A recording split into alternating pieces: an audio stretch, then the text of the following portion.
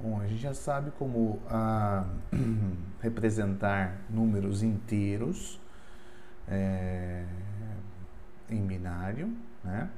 A gente já sabe também como representar números fracionários, e agora o que a gente precisa é saber representar números que sejam arbitrários, ou seja, números com parte inteira e com parte fracionária.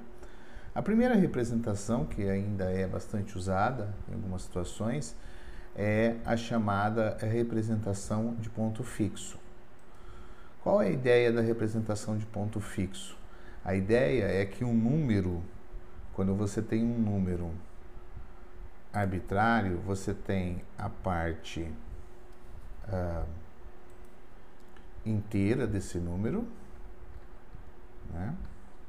Então, você tem aqui a parte inteira do número, sei lá, vamos pôr um exemplo, né? Vamos pegar aqui 123.4567. Então, você tem uma parte aqui que é a parte inteira e você tem uma parte que é uma parte fracionária entre 0 e 1. Quando você quer representar na outra base, o que é interessante é que quando você faz a mudança de base, a parte inteira sempre vai ser levada numa parte inteira em outra base. E a parte fracionária sempre vai ser levada na parte fracionária de outra base. Então, o que nós precisamos fazer simplesmente é representamos a parte inteira, representamos as partes fracionárias, e o resultado da representação em outra base é a junção dessas duas representações. Então, eu junto essas duas representações que eu obtive, ponto, a parte fracionária, a parte inteira, a parte fracionária, tá? Bom, há um problema com a parte fracionária. A parte fracionária, ela pode ter uma quantidade infinita de dígitos, dependendo do número que eu quero representar. Então, bom, toda vez que eu tenho uma quantidade infinita de dígitos, eu preciso de um tempo e de memória infinita, o que eu não tenho. Então, eu preciso limitar, de alguma forma, né? Limitar o número de dígitos dessa parte fracionária. Então, a ideia básica para representar um número arbitrário numa base B é indicá-lo da seguinte forma: os dígitos da parte inteira, que estão à esquerda do meu ponto decimal, vão ser indicados por índices positivos. Índice 0, índice 1, índice n-1, índice n. Então, eu tenho n dígitos na minha parte inteira. E os números ou os dígitos da minha parte fracionária, eles vão estar indicados por índices negativos. Então, d-1, d-2, d-k. Tá? Onde cada um dos dígitos vai estar entre 0 e base menos 1. Ou seja, são estritamente menores do que a minha base. Tá? Essa parte é a parte da representação inteira e essa parte é a representação da parte fracionária, significando exatamente aquela soma que a gente tinha, né? Ou seja, cada dígito vai ser multiplicado por uma potência da base elevada ao seu índice, tanto na parte positiva quanto na parte negativa. O importante eu tenho uma quantidade finita de dígitos na minha parte inteira e eu tenho uma quantidade finita de dígitos na minha parte fracionária. Essa representação é o que a gente conhece como representação em ponto fixo. Por que ponto fixo? Porque o ponto decimal, ele sempre está na mesma posição. São n mais 1 dígitos na parte inteira e k dígitos na parte fracionária. Tá? Então, ele não muda essa relação. Agora, como eu falei para vocês, essa representação em ponto fixo, então, vai seguir a equação em que cada dígito vai ser multiplicado pela sua base elevado a seu índice, seja na parte inteira mais a parte fracionária. Tá? Essa quantidade de dígitos da parte fracionária, no caso de ponto fixo, é conhecido como precisão ou casas de precisão do ponto fixo. Bom, só que existem números, como a gente viu, por exemplo, representar o 0.1 o 0,1 para representar na base 2, a gente precisou lá de uma quantidade infinita de dígitos, né? Não me lembro agora se eram 3 zeros ou 2 zeros, né? Acho que era isso aqui, tá? Eu precisava, então, de uma quantidade infinita de dígitos.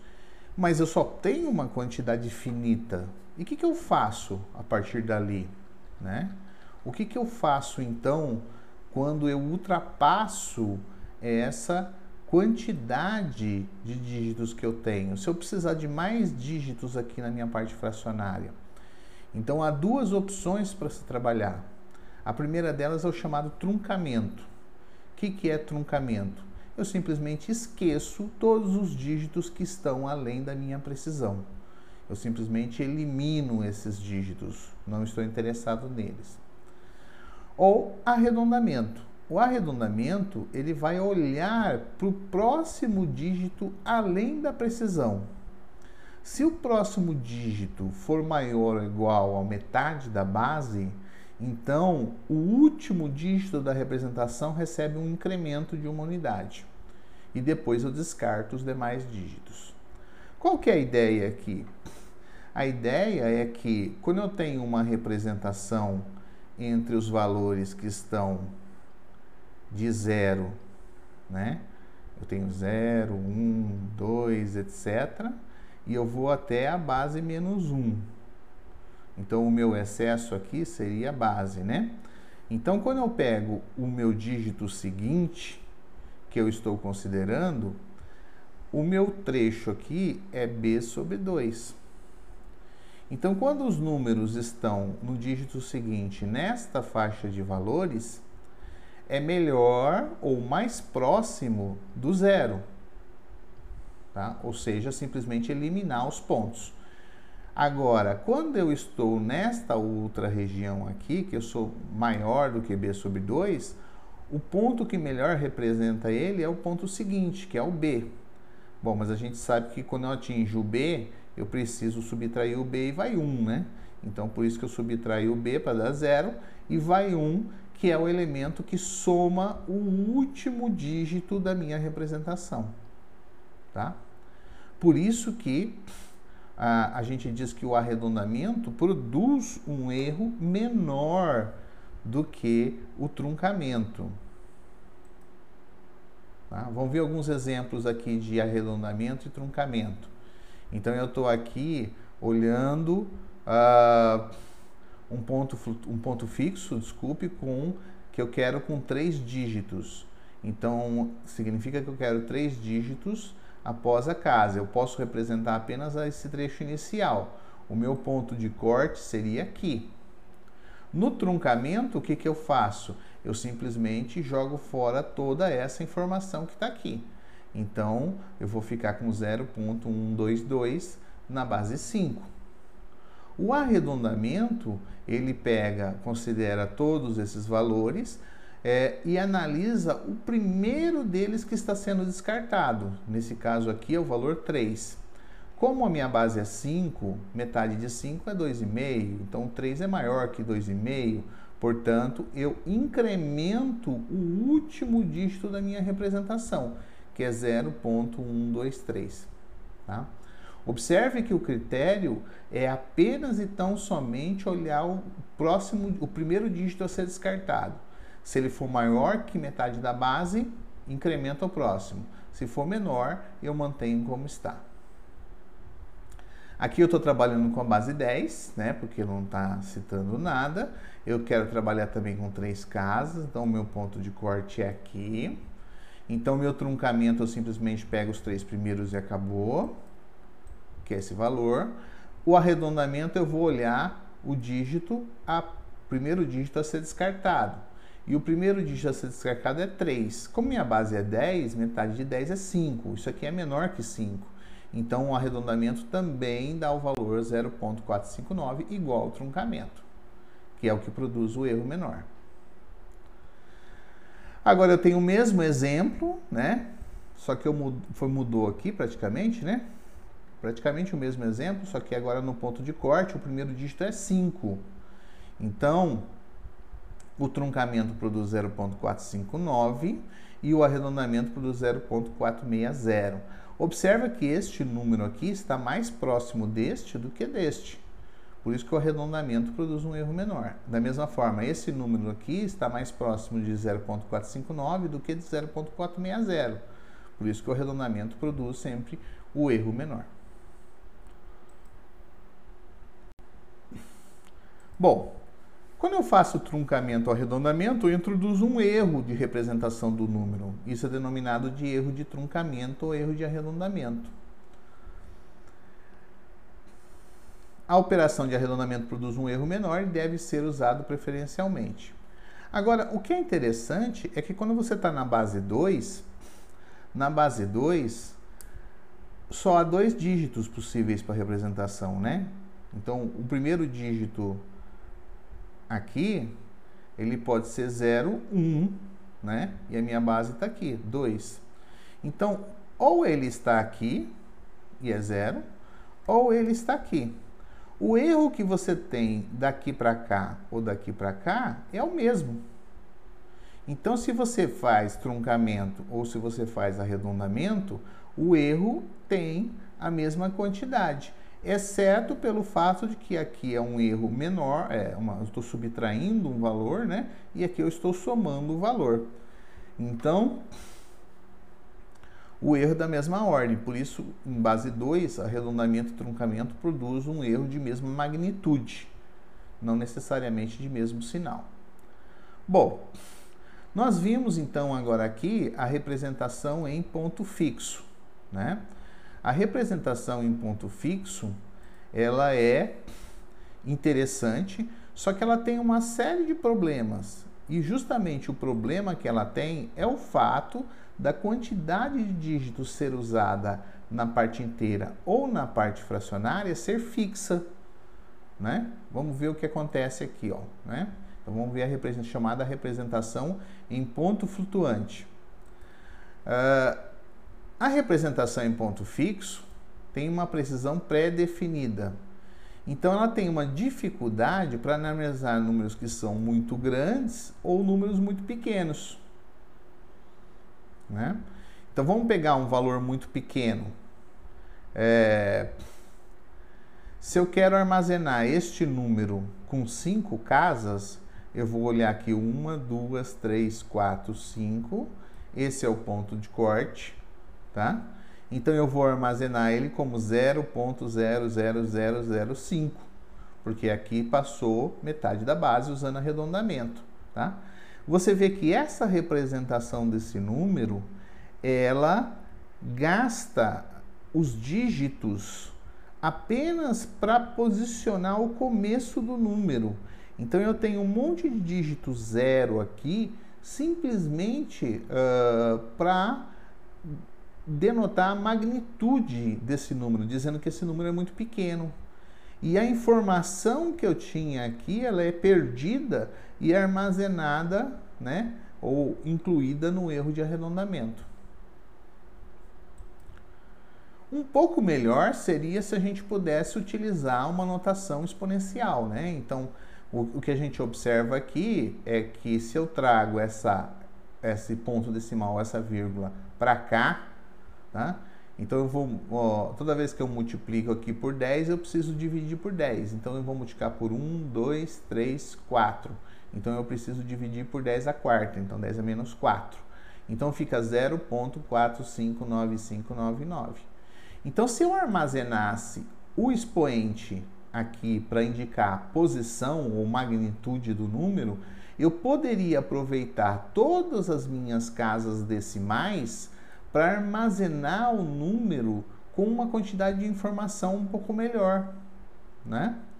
Então, eu armazeno isso aqui como se fosse um ponto fixo para armazenar todas essas casas e guardo essa informação do expoente em uma variável inteira adicional, tá? Então, eu elimino todos esses zeros aqui que não são significativos para a minha representação. O mesmo ocorre quando eu tenho um número muito grande, né? Então, se eu tenho aqui uma grande quantidade de dígitos, se eu pudesse representar apenas, sei lá, 5 números na parte inteira, então eu teria 2, 4, 5, e o que eu faria com o restante, né? Ficaria difícil. Então, esse número não poderia ser representado. Mas quando eu passo para a notação decimal, se eu estou dividindo por 10, eu estou levando a minha vírgula para cá, né? Então, eu estou dividindo por 10, eu preciso multiplicar por 10, mas eu tenho que fazer isso 1, 2, 3, 4, 5, 6, 7, 8, 9, 10, 11 vezes. Então, eu estou dividindo por 10, 11 vezes, então eu preciso multiplicar por 10 elevado a 11. Então, você vê que isso aqui é um número de ponto fixo e eu tenho aqui um expoente para indicar a quantidade de casas ou a magnitude do meu número, tá? Essa é a ideia do ponto flutuante. Por isso que se diz que o ponto flutua, né? Ele vai sempre indicar um número em ponto fixo, tendo apenas a parte fracionária dele. Não precisa ter a parte inteira. Essa representação, então, é chamada de representação de ponto flutuante. Então, dado um número real e uma base B maior que 1, eu vou representar um número de ponto flutuante da seguinte forma. Um sinal, que vai ser 1 ou menos 1, é um sinal de magnitude, para indicar se é positivo ou negativo. Uma mantissa, que é basicamente um valor de ponto fixo, tá? Um valor entre 0 e 1. É um ponto fixo. Se o primeiro dígito dessa mantissa ela é diferente de 0, então eu digo que a mantissa é normalizada, tá? Vezes a base que eu estou usando de representação e um número inteiro para representar o expoente, tá? Essa é uma representação em ponto flutuante.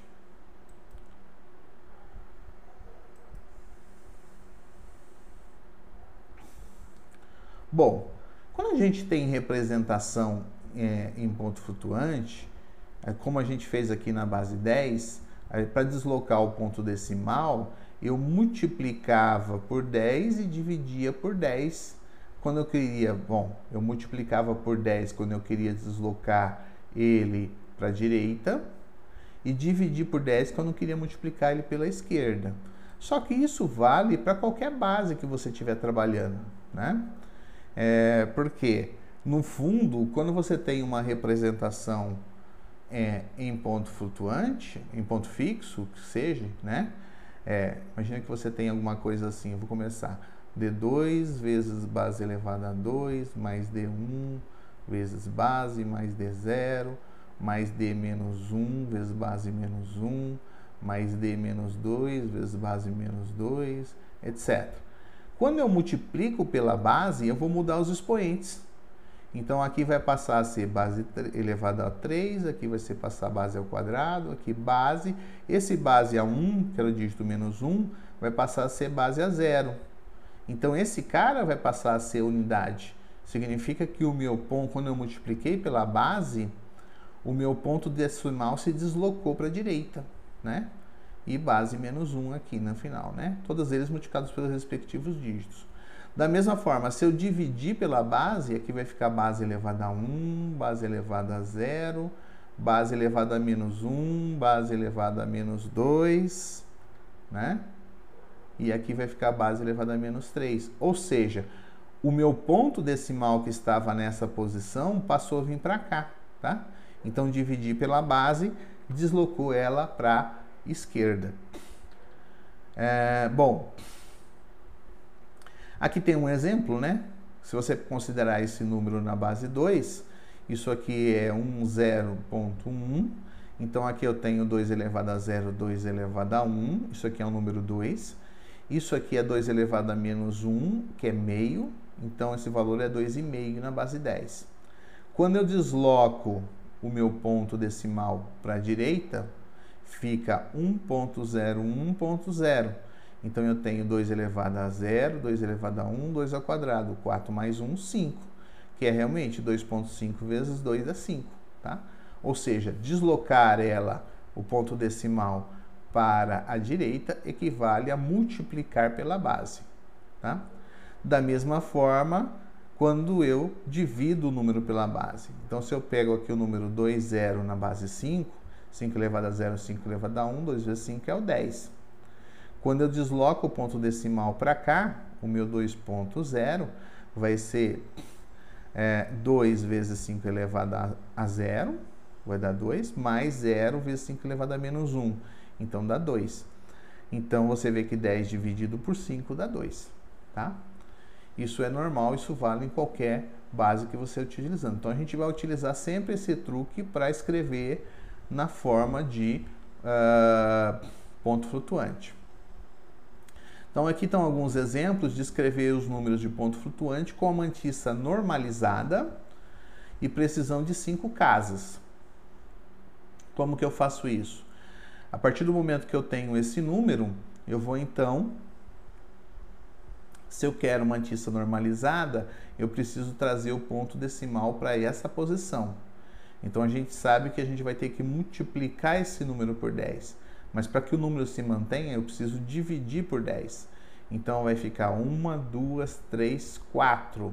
Então, vai ficar 10 a menos 4, já que eu dividi por 10 4 vezes, tá? Então, vai ficar 0.45959. Ah, mas eu quero 5 casas. Então, já que o ponto está aqui, eu vou contar 1, 2, 3, 4, 5. Esse é o ponto de corte, né? Como ele é maior do que 5, usando o arredondamento, né? Isso aqui vai somar 1 desse lado, somando 1 aqui dá 10, vai 1 para cá, então fica 60. Então, a minha mantissa normalizada ficou 0.45960, vezes o 10 a menos 4 para corrigir o número. E o sinal, que é positivo, é mais 1. Outro exemplo. Eu tenho aqui um número, o meu ponto decimal está aqui, eu preciso levar ele para cá. Então, eu vou levar, cada vez que eu divido por 10, eu tenho que multiplicar do outro lado. Então, eu vou dividir 1, 2, 3, 4, 5, 6, 7, 8, 9. Então, ficou 0.25738. O meu ponto de corte é aqui. Como isso aqui é menor do que 5, eu simplesmente vou usar o 738. Vezes 10 a nona para corrigir o número. E o sinal é negativo, então eu vou representar por menos 1. Vamos ver um exemplo aqui agora na base 2. Eu preciso normalizar, trazer o meu ponto decimal para cá. Então, eu vou dividir 1, 2, 3, 4 vezes. Então, eu preciso multiplicar pela base elevada a 4. A base agora é 2, então é 2 elevado a quarta. E o meu número ficou 0.1001. Contei 1, 2, 3, 4, 5. O meu corte vai ser aqui. Então, é 0.10010 na base 2.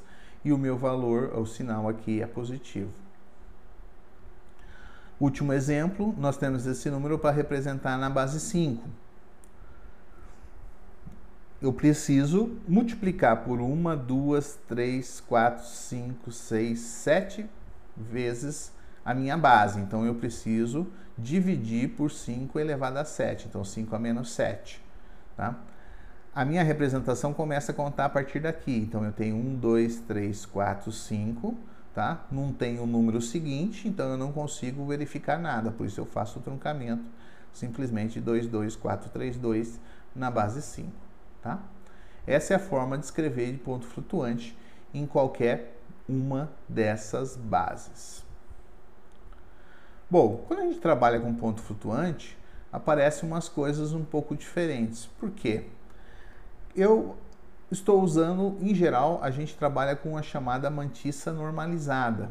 A mantissa normalizada, ela exige que o dígito menos 1 seja diferente de 0. Mas aí, como que eu faço para armazenar o 0? Porque o 0 não tem valor, né? O 0 é 0. Então, não adianta multiplicar pela base ou dividir pela base, ele vai continuar sendo 0, tá? Porque o ponto flutuante é a multiplicação de 3 números, sendo que o sinal e a potência são não nulos, tá? E a minha mantissa, se for normalizada, também não pode ser nula, né? Para armazenar o 0, a mantissa tinha que ser nula, então ela não pode ser normalizada, tá? A alternativa que se usou no começo da computação era trabalhar com o que se chamava de zero sujo, ou seja, o menor número positivo que é representável com a mantissa normalizada era denominado de zero sujo. E aí esse zero sujo era usado no lugar do zero. Tá? É claro que isso introduzia um certo erro, né? Eventualmente a gente ainda ouve falar a respeito desse zero sujo. Por exemplo, se eu estiver trabalhando com base 10 e o meu expoente estiver variando de menos 100 a 100, e uma mantissa normalizada de 6 dígitos, qual é o zero sujo? O zero sujo é a menor mantissa normalizada, então a menor possibilidade é o menor dígito que eu posso colocar aqui, diferente de zero, no caso 1, e o restante tudo zero. E a menor potência que eu tenho, que é 10 elevado a menos 100. Então, o zero sujo nesse sistema seria da ordem de 10 elevado a menos 101, um valor bastante pequeno, tá? Por isso que ele é usado no lugar do zero sujo. Um exemplo aqui usando a base 2, então se você tem aqui a base 2 e o expoente variando de menos 127 a mais 128, com 6 dígitos, o zero sujo vai ser dado por a menor mantissa que eu posso representar, né? Que em qualquer base sempre vai ser assim, né? Vai ser o menor dígito é 1, os demais todos zeros, na base 2. E nesse caso, isso aqui equivale a 1 vezes 2 elevado a menos 1. A menor potência vai ser 2 a menos 127. Portanto, o zero sujo nesse sistema de representação é 2 a menos 128. E isso corresponde à base 10, a 2,9 vezes 10 a menos 39, que é um número extremamente pequeno, mas que às vezes o erro pode ser significativo. A gente vai ver que na implementação moderna do ponto flutuante existem padrões, e esses padrões permitem armazenar números ainda menores do que o próprio zero sujo, e felizmente também permite armazenar o zero.